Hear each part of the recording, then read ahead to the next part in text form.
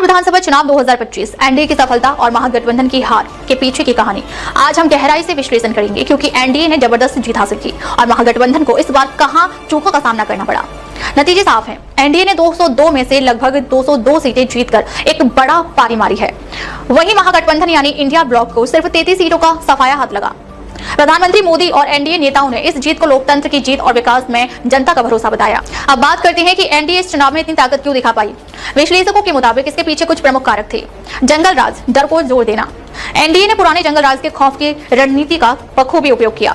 यह वह दौर था जिसे बहुत लोगों ने असुरक्षा और हिंसा से जोड़कर देखा था।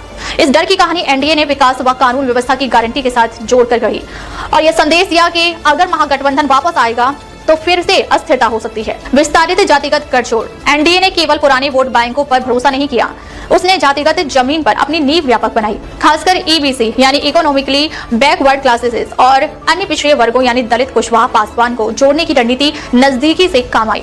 इसके साथ ही बीजेपी ने ऊपरी जातियों का समर्थन कायम रखा, जिससे पूरे जाति वोट बैंक को अच्छी तरह मैनेज किया गया। महिला वोटरों की सक्रिय भागीदारी और कल्याण योजनाएं। महिलाओं ने इस चुनाव में अहम भूमिका निभाई, उनके मतदान प्रतिशत में इजाफा दिखा। एनडीए की योजनाओं जैसे महिला रोजगार यानी महिला रोजगार योजना में 10,000 रुपए की स्कीम ने महिलाओं में जो भरोसा बनाया वो निर्णायक रहा। इसके अलावा जीविका दीदी जैसी ग्रास रूट वॉलंटियर तंत्र ने युवाओं और महिलाओं को बूथ ले जाने और मतदान में शामिल करने में महत्वपूर्ण भूमिका निभाई। युवा वोटरों का योगदान। बिहार की बायोडेमोग्राफी युवा प्रमुख है और एनडीए ने इसे अच्छी तरह पहचान कर इसे अपनी रणनीति में शामिल किया। युवा वोटरों को विकास, रोजगार और सुरक्षा का आकर्षक मॉडल दिया गया और भूतकाल की अशांति बनाम भविष्य की प्रगति की लड़ाई में एनडीए ने युवाओं को अपने पाले में खींचा। नीतीश कुमार यानी जेडीयू प्लस एनडीए फैक्टर।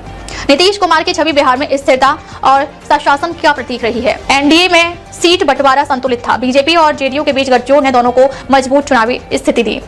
उन पर लोगों का भरोसा था कि वे विकास और कल्याण नीति को आगे बढ़ा सकते हैं और उनका नेतृत्व विकास plus law and order narrative में फिट बैठा। अब देखना जरूरी है महागठबंधन क्यों पिछड़ गया। विश्लेषकों के अनुसार उसकी हार के पीछे भी कुछ साफ कारण है।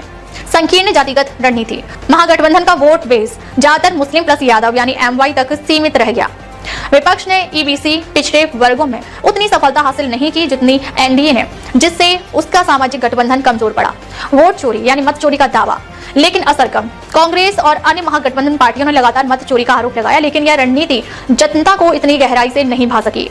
वहीं एनडीए ने विकास, कानून व्यवस्था और सत्ता संगठन पर ज्यादा भरोसा दिखाया और उसका संदेश अधिक स्वीकृत हुआ। अलायंस में संगठनात्मक कमजोरी और सीट शेयरिंग पैच। महागठबंधन में सीट बंटवारे को लेकर विवाद और फ्रेंडली फाइट्स यानी अंदरूनी टकराव की खबरें रही हैं। साथ ही दलों के बीच तालमेल कम रहा। स्थानीय संगठन और बूथ मैनेजमेंट में कमजोरियां पाई गई। कुछ